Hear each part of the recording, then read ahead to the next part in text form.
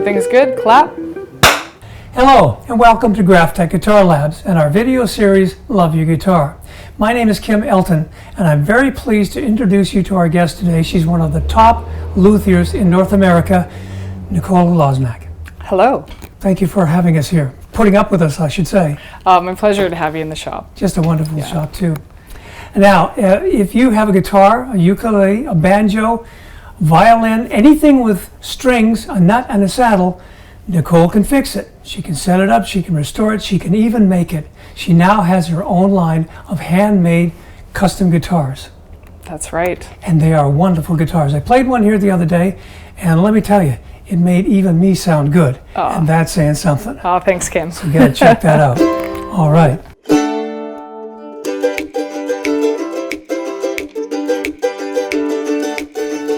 All right, so we have our lovable, wonderful ukulele here on the bench. Wonderful instrument. Absolutely. It's really gained popularity again in the last 10 years in popular music, as well as just the average person joining a ukulele circle and learning how to play and make music, a lot of virtuosos online now to inspire people, yeah. Absolutely, absolutely. It's amazing what you can do on a ukulele. Yeah. A lot of people think of it as a toy or a novelty instrument, but it's always been a serious instrument, but really coming into its own now. So absolutely. So that's why we're talking about how you can improve the sound of your ukulele. That's right. Most ukes are made with plastic nuts and saddles, and the plastic actually has no tonal property to it. It just doesn't really. It's not there to enhance the tone of the instrument. It's there because it's a great manufacturing kind of increase the profit margin. Yeah, exactly. So if we can upgrade the nut and the saddle, those are the things that the strings are touching, and so that's going to help bring out all the sound that our uke has inside of it. Right. Anything that touches the string, because that transmits the sound from the string to the body of the guitar. That's right. That's going to make a difference. So what kind of material? So what you want is a material that is efficient at transferring that string energy. So we can talk about NuBone XB, which NuBone XB, the XB stands for extra bass, which is great for small instruments because they're usually lacking in that bottom end. That frequency, that lower end frequency is transmitted more through the XB. That's right. And then there's also Tusk. Now, Tusk is great for bringing out like the mid-range as well as the clarity in the trebles. So either one can work really great, just depending on what you're trying to bring out of your instrument. Either will really increase it, but this was a very thin instrument as well. Probably put the XB on. It makes sense to me to put the XB on this ukulele because it is so small. Right. Yeah. And we're also going to upgrade the tuners. Now these tuners are guitar tuners, basically. Yes. And that's what most companies do, is they put guitar tuners on there, and they're not made for the ukulele. Tell us what's different. Well, the guitar tuners themselves are one thing that's bad, but I mean, you could be even in worse shape and have those like plastic friction pegs, which if you have them, I'm sorry, we can do better now, because those are awful. They're really hard to tune. These ones are easier for tuning, but you can still get some slippage and some slack from them, as well as the fact that they're just so heavy. They weren't intended for a ukulele in the first place. The ukulele is a super light instrument. In this particular instance, I weighed this earlier today, and I took off the machine heads, and it came in at 300 grams. Now, each one of these tuners came in at 26 grams. So if you do the math, the tuners are weighing more than 1/3 of the whole instrument. So what that does is it creates an instrument that's unbalanced. It's top heavy. It's going to fall. It's going to slip around on your body, whether you have a strap or you're trying to hold it. It's going to be slightly uncomfortable. So what we're going to do is install these new GraphTech ukuleles. Now they're small and it looks simple.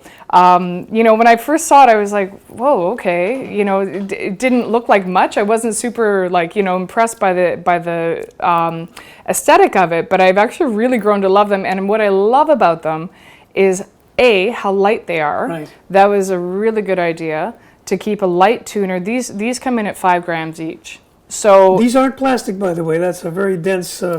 I know, it's a polymer, right? I read up on it, and the more I read, the more impressed I became. But yeah, the thing that's great about them, it's a 6-to-1 ratio. It's smooth tuning, but I love the the direct drive gear. Right. And what I like about that is that there's no slippage. It's not going to slip after you tune it. And when you go to start tuning, some tuners, they have like a drag, so you're actually turning it and then you actually catch the string. Right. This is just direct, you know, where you move it, it's going to stay there. And that's great. You know, when you combine all the things, making a lighter weight tuner, it also lets the headstock vibrate a bit more, and you get a little more sustain that way. Right. So it's great. We're going to put these on this uke today. It's going to be easier to tune. It's not going to be top heavy. It's going to be sounding great. All right, Yeah. so you're going to show us today how we can do this on our own if we want to upgrade the saddle, the nut, and the tuners. That's right. All right, let's get started. Let's get started.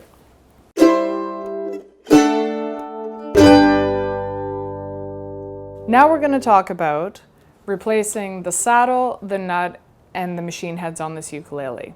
We're going to upgrade these. We've chosen to do it with the NuBone XBL to bring out the extra bass response. Before we get started, I'm going to also show you how to measure for the parts that you're going to need. So right now, to get started, I'm just going to take off the strings. So here we go.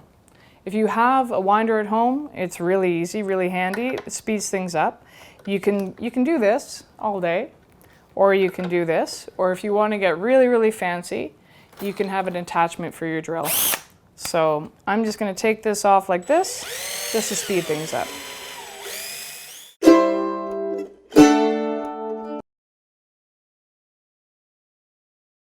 Now that we have the strings off, I'm going to show you how to measure for the new parts. So let's start with the saddle.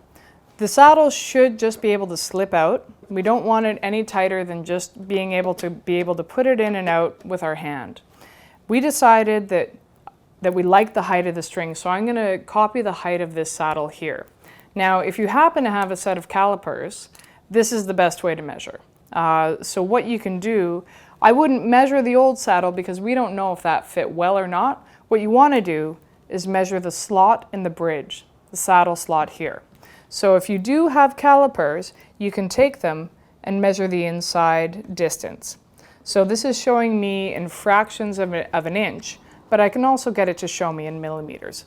And Graphtec does have both listed when you go to order parts. So I'm going to take this measurement here. It's showing me 3 millimeters. So you need to get that measurement correct, and you also need to make sure that you have enough height. So I know I like the height of the old saddle, so that's where I can use this to measure that thickness and tell me the height of the old saddle. I also need to make sure it's long enough that all the strings are going to be on the saddle, and I want it to look tidy.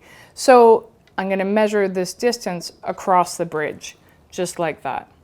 So once I have these 3 measurements, I can go through the list of the measurements of the Graphtec parts, and if anything is too small, I'm going to bypass that and go for something that's a little oversized, because we can always make something smaller, but we can't add material to it. Now, if you don't have a set of digital calipers, which is really handy, but not everybody has them around, I understand that, you can just use a simple ruler. And again, take the same measurements. So you want to take the measurement of the saddle slot, the distance across, and here, if I go to millimeters again, I'm getting 3 millimeters. I also want to take the distance across, and again, now I can see it's 53 millimeters.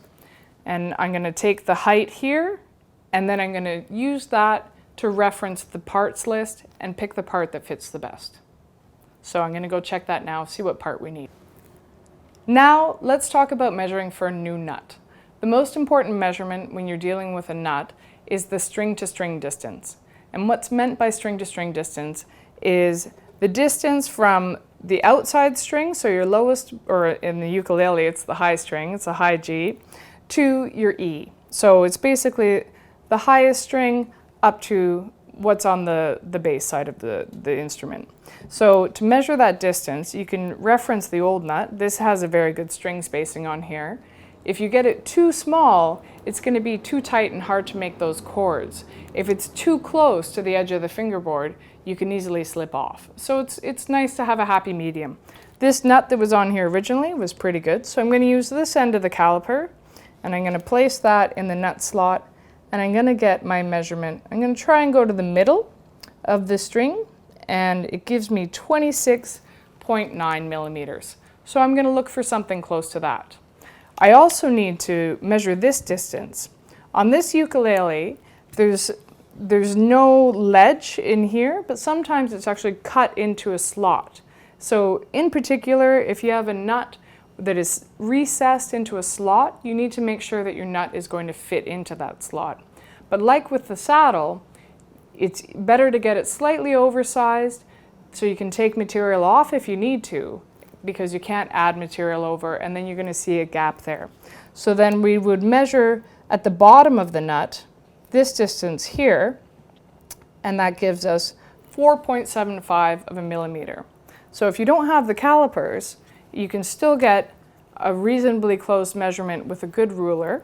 So again, I would measure at the bottom of the nut where it sits on the guitar, and it's showing just less than 5 millimeters, that is. So that's very handy.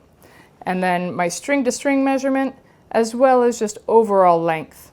I do also want to make sure that the nut is going to be tall enough, because if the strings are sitting too low in those slots, it's going to buzz on the open strings. So you're going to play it and it's going to buzz and it's not going to sound great. Luckily though, Graphtec nuts usually come a little extra tall, so I've never run into that being a problem with their nuts. So right now, I'm also just going to show you how to take this nut off, because a lot of people run into that problem. Well, okay, I took the strings off and now it's just sitting there. Usually a nut is held on by just a drop or two of glue. It shouldn't be more than that. Sometimes it is, but it shouldn't be. So what I use to remove a nut, I have this little handy dandy tool that I made years ago. It's probably taken off many, many nuts, and I use a little hammer. So then I would hold this here flat and just tap it off. If it doesn't come off the first time, then basically I'll come back on the other side and side to side until it comes, or you can even catch the top edge and come this way. You want to be gentle about it. But if you don't have something like this, you can just use any old block. It doesn't have to be on an angle like that. That's just convenient for my sake. So you can hold this here and kind of hold the ukulele a little bit and just a gentle tap. That's all you need. And you can see right there, it's already separated. So once we've got it to that spot, you can rock it back, and we'll just do that again, and it's come right out. And so it's just that easy. We didn't make a mess of the instrument, and we have the nut out. So again, if you wanted to at this point, if you do have the calipers and you want to get a little better of a measurement, you can actually measure that shelf now, because you have, just like at the saddle, you have those two outside slots to measure against. You could also just use your ruler and get in there.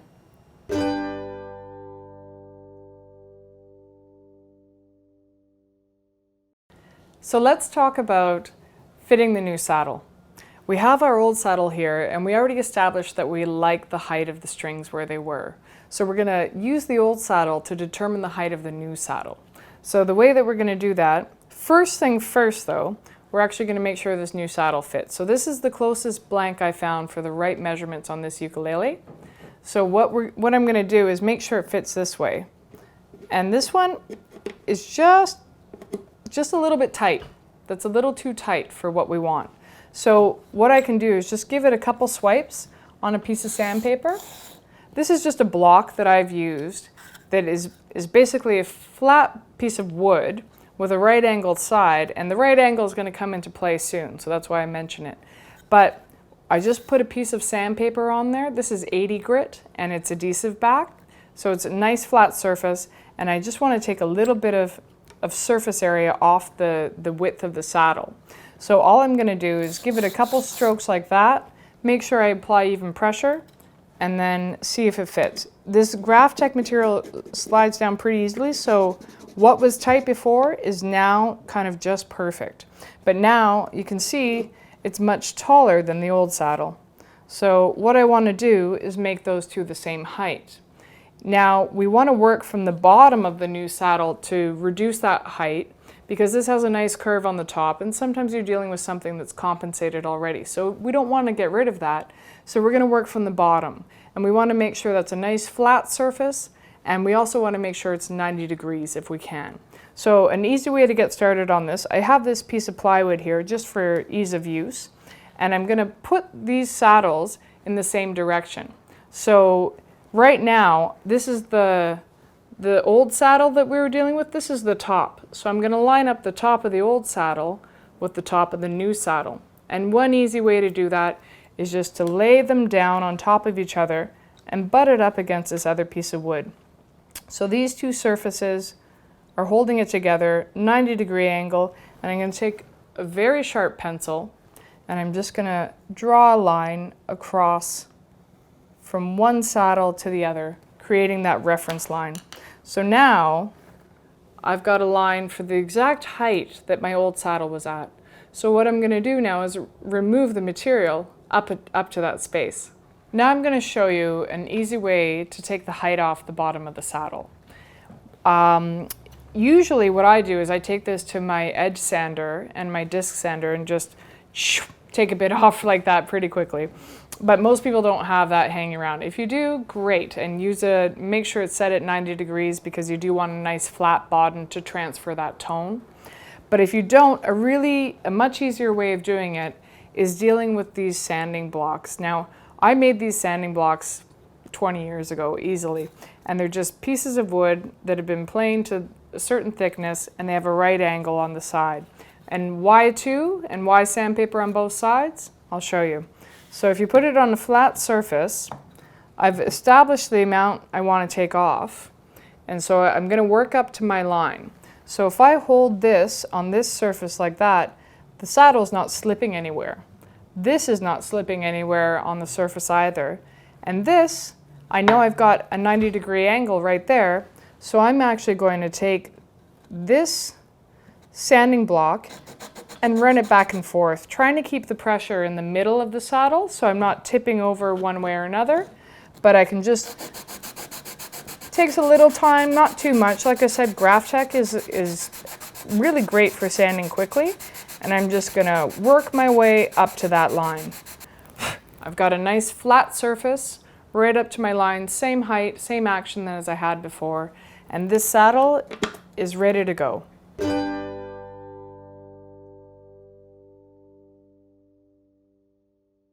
Now we're going to look at fitting the new nut. So again, we're going to reference the old nut because it was working at a good height for us. So I'm going to line these two up because you can see one of them is much taller than the new one is much taller than the old one, which is good. It's better to start that way than the other way around. So I'm going to have a look here, and it doesn't quite fit, which is also good because we can just make it smaller really quickly. So first thing I will do is make sure it can fit in this slot here. And all I have to do is give it a few passes, and I flip it around to make sure that I'm applying even pressure on both sides. So I'm not going to create a V of any way. Give it a few passes, see how that does. Oh, almost there, right? And it's just a bit tight. So I'm going to try it again. A couple more. And again, this is 80 grit sandpaper just on a piece of block. Almost, very close. So it's kind of stuck there now, so you can tell we're getting very close. So a couple more swipes. And this is why it's good to measure to get the oversized size, because you want a good fit. You don't want gaps there. So now this fits in that slot really well, but we can see it's much too high in comparison to the old nut that was the right height. So the next thing we want to do is actually take that height down. So I'm going to try and line up the slots in the nut here where the strings are going to sit, because that's the important part. The top of the nut isn't as important as the depth of the slot, because that's where the strings are sitting. That's where we need our height. So as I did with the saddles, I'm going to hold them together and try and line them up, and in a way that's going to make them be even. And once I've got them lined up, I can just use my sharp pencil, make a line, and then I know how much material I now need to remove. So I'm just finishing up getting my height on the nut with my sanding blocks. Once I've gotten that, I'm right up to the line, and now I'm going to see about the fit on this ukulele. And it's fitting really nicely right there. And so what I want to do now is just make sure it's sitting flush in both directions. And this ukulele, it looks like it's not 100% flat. It's not 90 degrees, so now I'm actually going to use a sanding block and work in that angle on the bottom of the uke. I did leave a hair of extra space, so that's kind of handy. Just want to make sure it fits nicely. Yep, and there's no wiggling back and forth. Okay, there is some wiggling. Let's check it out.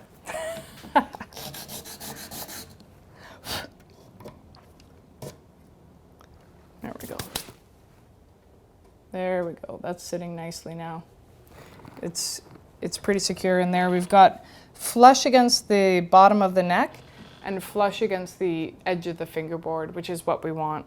And once we've got it in that location, what we're going to do is just put a drop of crazy glue in the center here, and then hold the nut in place just long enough for it to catch, which does not take long. I just want to make sure it's nice and centered on the sides too. So right here I'm just being the human clamp, and soon we'll be ready to string this back up.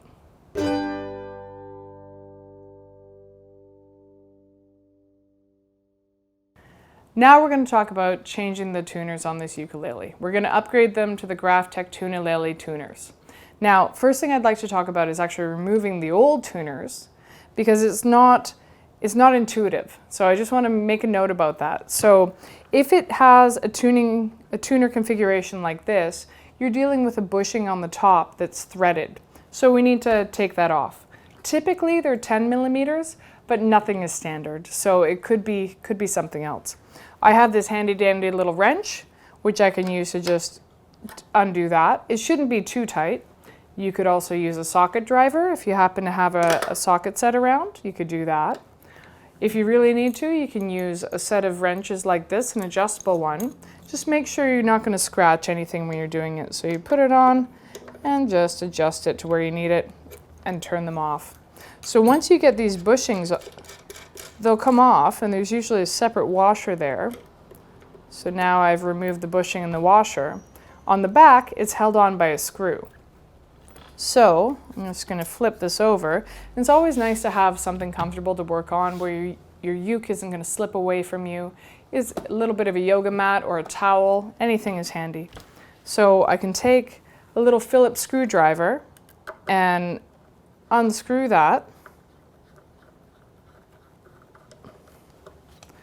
And then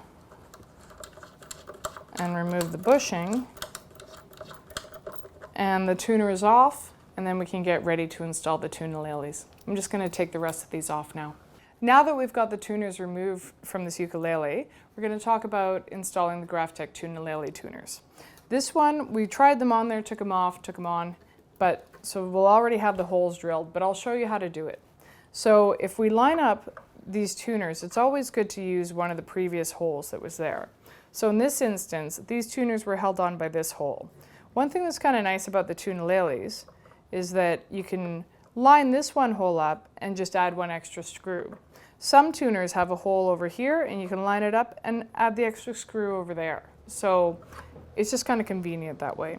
And the way that I would add that extra hole, like I said, these ones are already added, but how I would do it if they weren't is I would put the bushing in the front. So that's this little piece here, and we just slide it in, and it should fit nice and snug.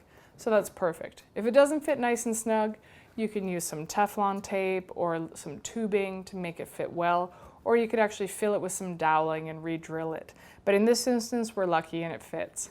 So now that I've got that centered, I can put this tuner in here, and I can line up that one hole, and this tool here is called an awl.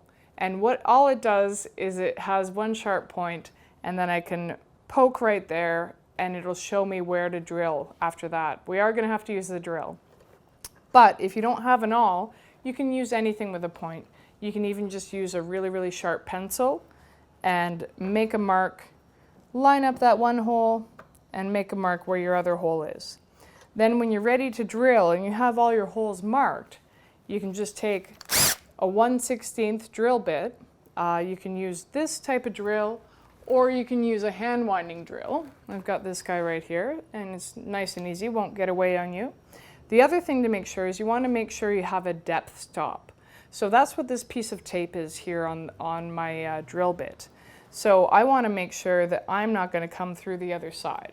So on this ukulele right now, it is actually a little bit close, so I would take the time to put another piece of tape on there to make sure that I can use that as a stop and not go right through the machine head or right through the faceplate. So then I would take my mark, line up my drill, and then just nice and easy. And like I said, this one I'm not going to go all the way because it's not set right, but there we go, we have it. Once we have those holes drilled and our bushing in, we just simply put the ukulele in place and pick up a screw and just screw these in. It's just that easy. So now I'm just going to continue to install the other 3. So now we have our ukulele tuners installed, ready to go, much lighter on that head, not dipping, just like that, nice and balanced. We have our NuBone XBL installed in the nut, and we've also got our saddle fit. So now all we have to do is string it up and enjoy our new sounding ukulele that's easy to tune. All right, so there you have it. We've upgraded this ukulele with a NuBone XBL saddle, a NuBone XBL nut, ukulele tuners, which are easy to tune, lightweight, easy to balance. It's just makes you love your uke.